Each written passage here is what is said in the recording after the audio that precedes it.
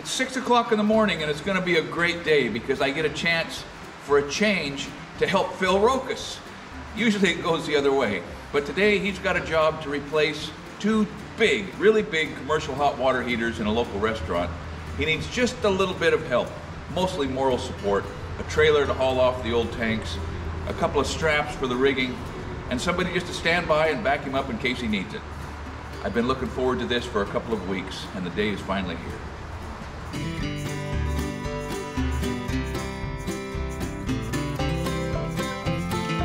They're 100 gallons, but they recover super fast in the big giant pipes.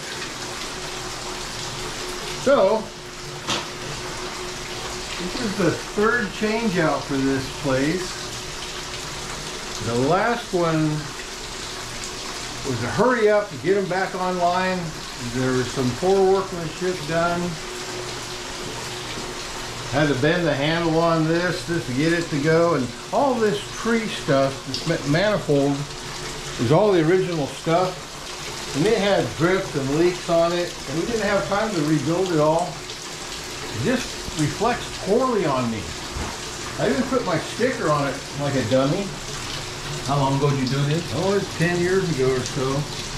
So, we had a catastrophic failure. This water heater has a fan in it that blows the exhaust out, and it failed, so I put a new one on. And then this one failed for the same reason, and the tank started leaking on this one. So I took the fan, the brand new fan off this one, got it back on here just to make the restaurant run. And now it's limping on one. And they need the redundancy of two. They don't need this much water. But if one fails, they still have water. They cannot run without it at all. They shut down. So that's why it's dark outside, because they don't want to be shut down more than 15, 20 minutes. So we're losing one day today for the whole operation. That's the goal. Okay. So we're going to replace everything today, make it correct. I'm going to point out a mistake made by the first plumber. Here's our recirculation pump. It pulls hot water from the back end of the building back into the water heater so that you don't have to wait for hot water when you turn on a spigot or faucet.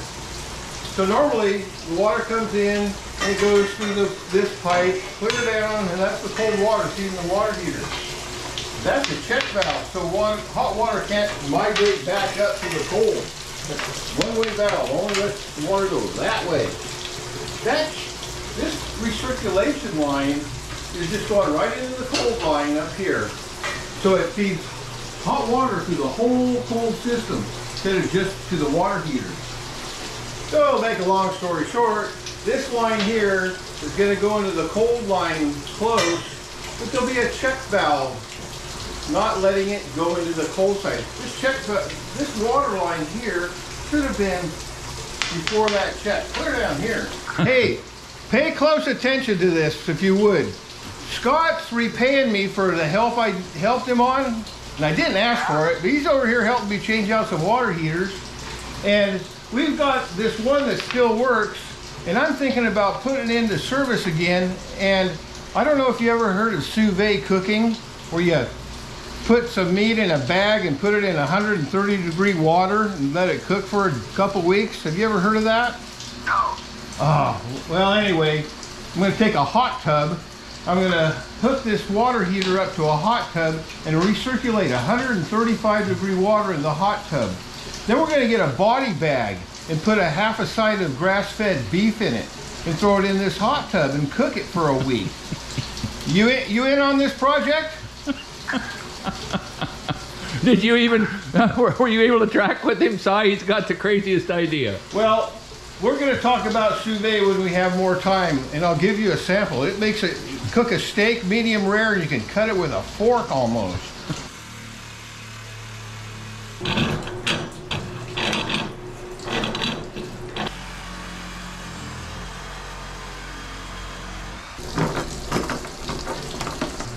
Guess you just manhandle it, right? Made it pull up like that. There. Okay, another fallacy I found of the original plumbing crew. Lowest bid gets the job every time. So that's a backflow preventer. The city wants these in there because after they sell you the water, they don't want it back. And it's just an elaborate check valve. And it's testable. That means they put gauges on it every year, make sure it's working right. So, here's a port that I got permission just to plug off by the water purveyor a year or two ago, because you can't have anything before the backflow purveyor. You know, what if you had it had a spigot on it? And if that spigot had a hose going into a bucket of soap or something, and they broke a pipe out in the street, it would suck all that soap back into the whole system. So it's to protect your health. It's safety first. So what's wrong with this thing? If you look back there, you take it apart right there to fix it when it fails. This thing's never failed. And often these things fail within the first 5 years, and you have to take them apart and rebuild them. So anyway, we got water coming up, coming across here. There's a pressure reducing valve. It takes it from like 100 pounds down to 60 or so. Then it feeds the world. There you have it. That's how that works. So the question is, why is that so wrong, and how in the heck did it get past inspection? That's how those come apart. So you've just run, what, 200 gallons of water down that floor drain? Yeah, that floor drain works well. That one's plugged up, it looks like. One's all we need, right? Well, what I'm worried about is the condensate liquid these make is highly acidic. Why? Because there's carbon in it. It's science. Oh yeah.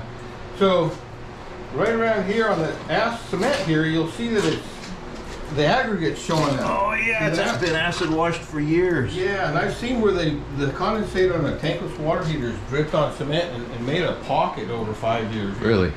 Yeah. Now it worries me that running that junk in a drain will eat up the pipes, because these are all plastic, but a lot of the pipes in Roseburg are cast iron. It's not going to hurt a plastic pipe.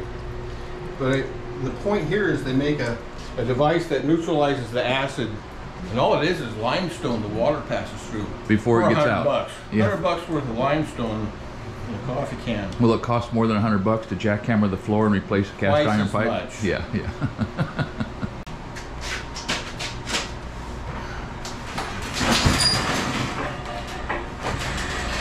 What is that, Phil?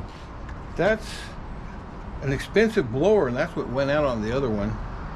And here's the gas valve, and we'll save that for spare parts. That regulates and controls. And in this little hillbilly town, you can't get the parts you need overnight, hardly. And sometimes it's nice to store these so you don't even know where they're at later. That's great.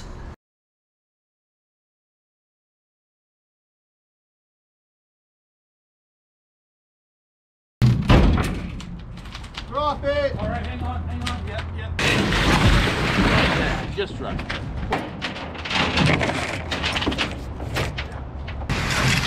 More time. The strength of youth. That's awesome. Instead of soldering anymore these days, we use glorified push-on fittings that I can't stand. And real quick and easy to put together, but they're a push-on fitting, and then you crimp it. And it hangs on to the world, guaranteed forever. One little O-ring in there does the sealing, and the crimping machine grabs it so it can't move. How do you make it open? Where's the trigger at? Top, grab the seat thing. Where's the trigger? Oh. School him, Dan, school him. See that? Oh, I get it now. Alright. Okay, And then when it grabs tight, if it pulls aside, don't fight it. Just let it go to whatever way it's going to go. just let it do its own thing. Yeah, don't get any pressure side to side. So it's real important that this is square. Would you like it level? No, I don't do levels. Okay. Just push this button. Yeah. Make sure it's all the way. Did you mark it? No, I didn't. I told you to. That's it? There's a green light. Yeah, you're good. See? And then now it's I'm a journeyman. It's got a nice little sharp tit on it somewhere, too. Yep. Nice. Not real sharp. Yep. It's got that O-ring, but that's just insurance. You could take that. I've seen a bunch of videos of guys taking those O-rings out and they press it and they mess with a whole bunch. It's still sealing. Really? And you gotta mark your hub. So you put it in. You make sure that's your line. You're supposed to mark this. Then you put your tool on. And then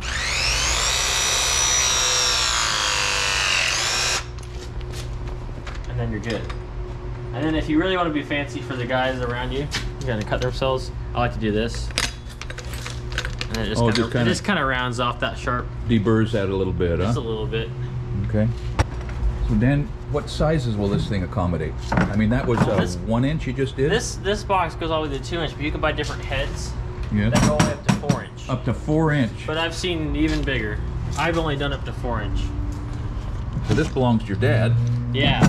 You get a whole other box of attachments, and it kind of just looks like a mini version of these with another big U piece that goes around the pipe.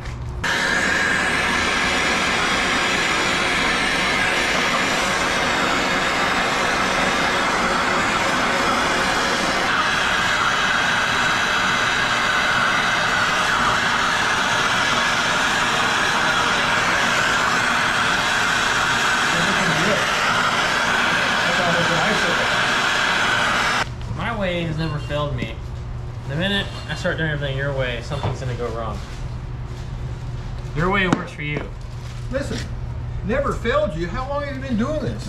In the time stretch of time, linear time, you've been doing this an hour. 6 years. I've been doing it for like a week.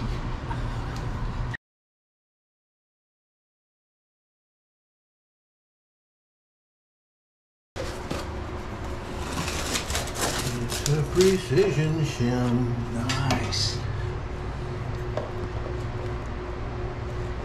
Not that precise.